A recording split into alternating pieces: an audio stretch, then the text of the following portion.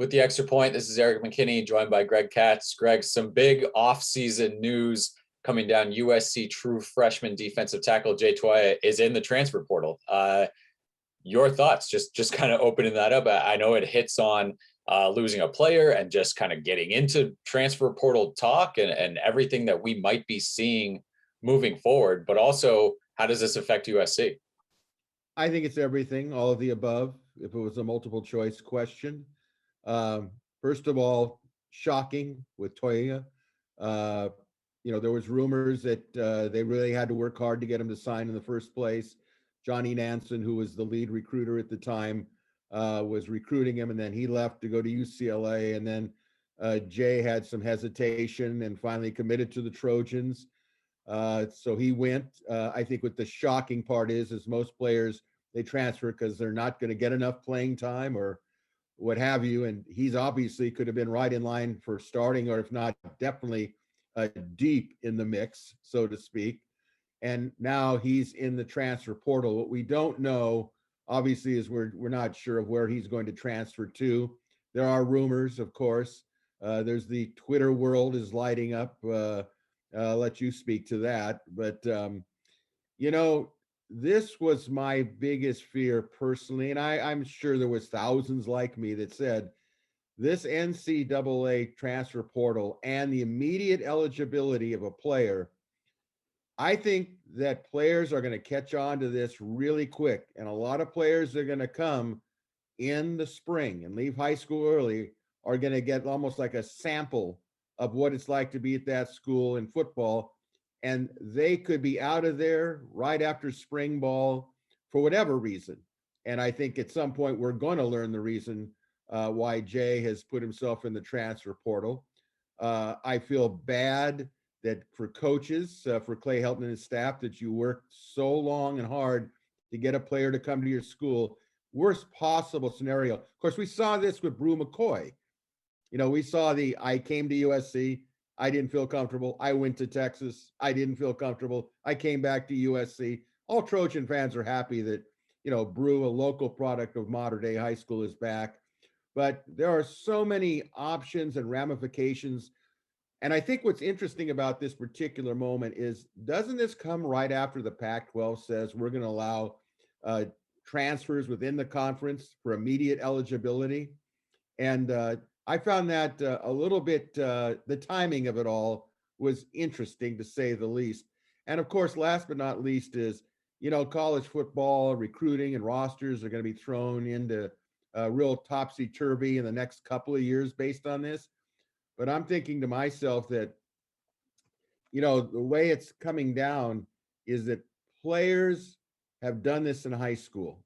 This has been kind of growing from the ground up, where players say, I don't want to hear, I'm going to go to this school. Okay, season's over. I'm going back to my original school to get a diploma. And I think the NCAA is going to have to review this somehow and say, did we unleash Pandora's box? So we'll follow where Jay ends up, but he definitely won't be the first, not at SC, but anywhere. Because once that begins, players talk with each other. And I tell you what, it's Katie bar the door in the future from my perspective. Yeah, I was always hesitant to kind of run to hyperbole when you started seeing guys jump into the transfer portal and move around and, oh, this is going to destroy college football, or, oh, you could do that, coaches could do this, or players could do this or this. But it honestly is starting to feel like you might be better off losing a guy late in the process. And then because he's going to get to a school, and it's tough. When you get to a school, those coaches that have been loving you up and oh, come play here, you're going to start right away, you're going to do this. You get on the field and it's tough. You need to work. And so now, when they go to another school, you can feed them, oh, it's not like that over here. Oh, if you run into problems there, you come over here, come on over here. And of course, once they use that one-time transfer, they find out, no, it's the same there. It's just as tough there, and you run into as many problems. But now they know, if I go somewhere else, I do have to sit out, because the NCAA has said when you make that next transfer, if you try to get that waiver, they're going to make it much more difficult now than we've seen in the past. And so now if you can get that guy to use their one-time transfer to go to your program, you've almost got him locked away where you don't have to worry about, oh, is he going to transfer again? Is he going to do that? So you almost want a guy who has used that transfer before, because you have this idea that it gives you maybe a couple years where, you don't have to play them right away and you can figure out how to use them and that sort of thing. So that might be a situation we're seeing here now on the field, which is kind of what I want to hit on. It's a huge loss. Jay Toia was so good this spring as a true freshman, as an early enrollee, as a guy you thought maybe, might need a little bit of time to kind of figure out that spot. Because you figure, with interior defensive linemen as true freshmen, they almost always need time. Even these number one guys in the class, number two guys in the class, they need a little bit. He came in, Ishmael Sopcher was not available for injury. Brandon Peely goes down pretty early, and it looked like, oh my goodness, what are they going to do? And Jay Toia stepped up, and you started to think, okay, they've got something here, and he probably is going to get called on to play this fall. So again, if he does follow through with this transfer, and Clay Helton has left the door open to pretty much anybody who's jumped in the transfer portal to be able to come back. And we've seen a few guys do that, go in there and wind up back at USC. But that's not a position that you can lose guys from if you're USC. California is just not loaded with that. Jay Toia was kind of the one guy in this previous class, and USC did a really good job to get him early, to stay on him, and to bring him in right there at the end.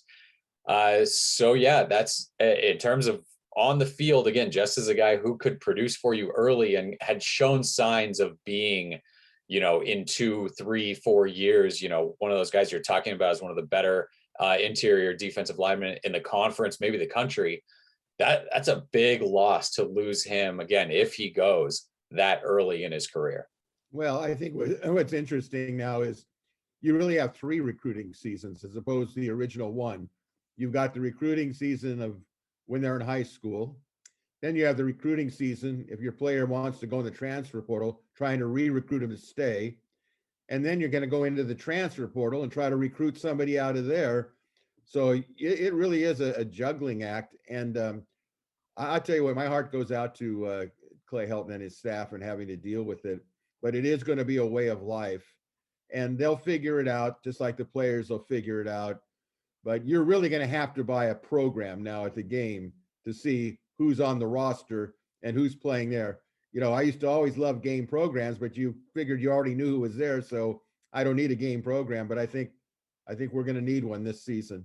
And the tough thing too is I think that you're going to see a lot of transfers with really young guys before they give themselves a chance. And again, not speaking specifically about this one situation, just kind of overall, before they get a chance to see how things really work there and maybe iron out some wrinkles and try to push through some of the issues that they're having, it'll be easier for a lot of guys to just jump in the portal. And then again, looking down the road in 6 months, in a year, in 2 weeks after you get to your new spot, if you run into problems again, there is no easy way out. And so then that becomes, disgruntled players down the road. And yeah, there are a lot of kind of issues that are cropping up about this thing that is supposed to be, player centric and player for student athlete friendly. I think there are pieces of that, but just kind of saying, oh, this solves all those issues for everybody involved, we haven't seen that at this point. And so there is going to be a lot of ironing out some wrinkles and trying to figure out how this works for everybody involved. Well, this gets down to the point of why college coaches after the spring won't be giving a depth chart, because the depth chart will add fuel to the fire. The players know who's starting and who's backing up, because in practice, when they say, okay, let's get the first unit up, second unit up, but when they see it in print, it's like, to them, it's in stone. And of course, what are most coaches going to say? Well, the competition is ongoing and we'll be going right into August training camp. And we'll probably settle it a week before the first game. Well, that's good propaganda in some respects they're talking to the players now. They're not talking just to the general public. But I think all in all, we knew it was going to come. It was shocking with Jay Toia, to be honest with you. Who replaces him? And, you could get into that at another time. But the reality is it's here. What we have to now look at is there any other Trojan players that might be following the same path? Because usually it's been my experience, if one does it, there's others talking about it. And we'll just have to monitor the situation as it goes. Yeah, will be something to watch this offseason and every offseason for the foreseeable future. That this is going to be kind of way of life for college football, I think, now going forward.